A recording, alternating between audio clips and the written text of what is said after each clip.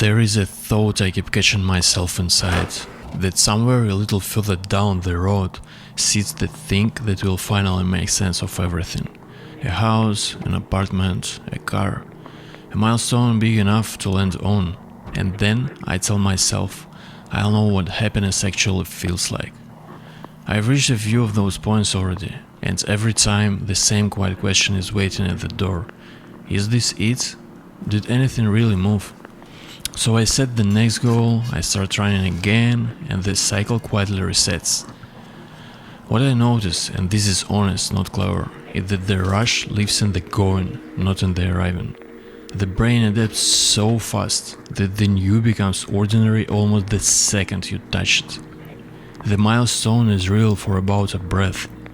After that, it's just the next floor of a building you keep climbing.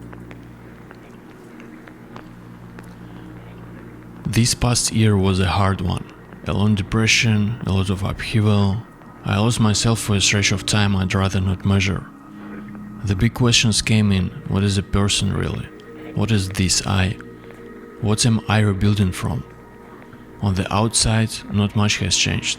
I still want to sprint, I still want a different life from the one I'm standing in.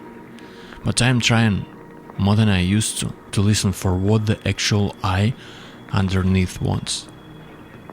To find some kind of balance. And I keep returning to a strange thought. How much of our time we hand over for things made of metal and concrete? We spend our best years on a hoopty we drive to work in. We build little concrete boxes and call them ours, and somewhere inside those walls we don't really know ourselves. We don't really know the people next to us, and we won't reach a tenth of what we once dreamt about. The people we wanted to share the arrival with are sometimes already gone. We don't notice the ordinary moments while they are still ours. We don't measure them. We tread the love around us at the default state of the world, and then it leaves, and the warmth of it floods back in memory, and we finally understand what we had, but late. The footage you are watching was filmed exactly a year ago, in the hardest season of that year.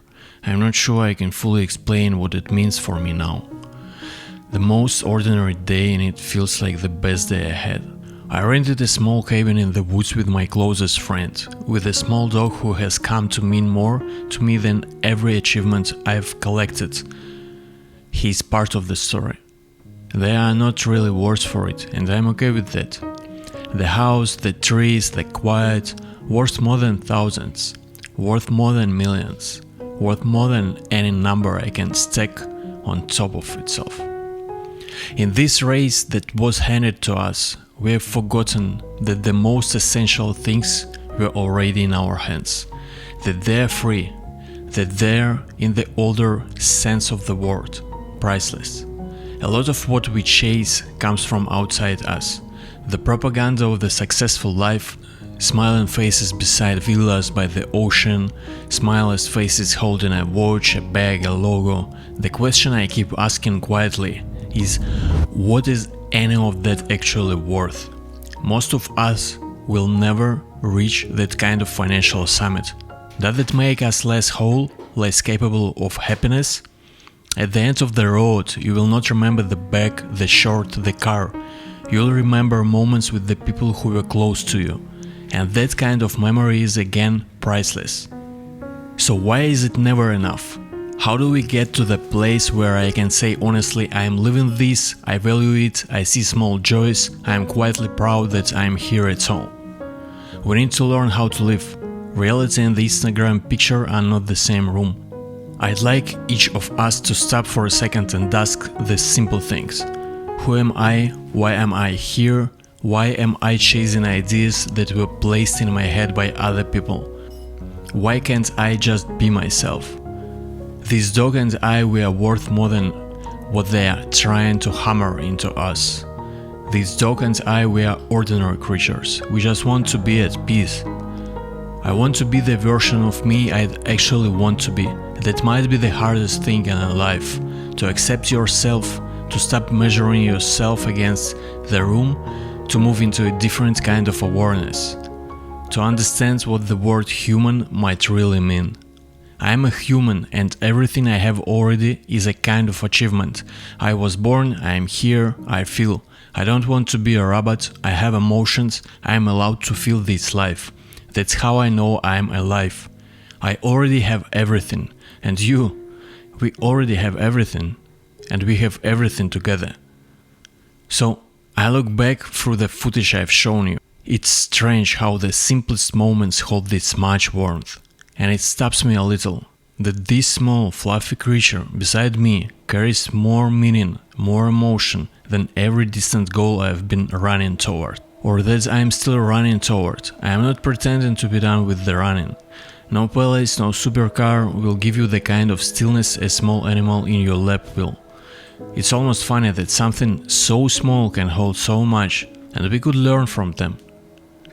We are hard on ourselves. One failure and the question begins. Do I deserve more? Why does nothing land for me? Am I a failure? We overweigh the meaning of every step. We don't see the best moments while they are happening. We treat them as nothing in particular. But ask yourself this. If you don't notice them, who will? And how long are you planning to keep not noticing? Someday the window closes. Life is short in the literal sense. Everything here is temporary. We tell ourselves the apartment, the property, the things, those are ours forever. But they are not. None of it is. We came in with nothing. We live with nothing. None of this is owned in the way we pretend it is. So maybe the only real choice is to live the way the actual I underneath wants to live. To feel things, to give love and to receive it. To go after the things we genuinely dream about. To collect as many of those small real moments as we can and to keep them somewhere safe inside. I am a human and I am learning to be one. What could be more important than that? Otherwise, why are we even here? Clearly not for a race. Each of us could build our own path without copying the person beside us. There is something singular in every one of us, so why do we all keep running after the same dream? I think every one of us could be more and could be happier, outside the system that was drilled into us, outside the only right path, outside that supposed to be. Yes, it's frightening, yes, it's uncomfortable, yes, the system will pull at you. The point is not to give up, to keep building your own line, to not drift from it for too long, to learn to be in the moment and to feel what's already beautiful here. To feel each second they actually live it. I am a human and I want to feel this experience as deeply as I can, because I don't get a second pass. This life of mine and yours is the only one. There is no doing it again. The choice is ours, only ours. I believe we'll make it. I believe. I am a human. I am learning to live. I am learning to actually live it. I am learning to value every moment. I am learning to see this path as something that won't repeat, as something temporary, as a gift to be here, to be conscious of being here. In all likelihood, this is the first and last time I'll live inside the consciousness, so I'd like to capture the most important frames from it, because they don't come back. I'm learning how to be a human, just like you.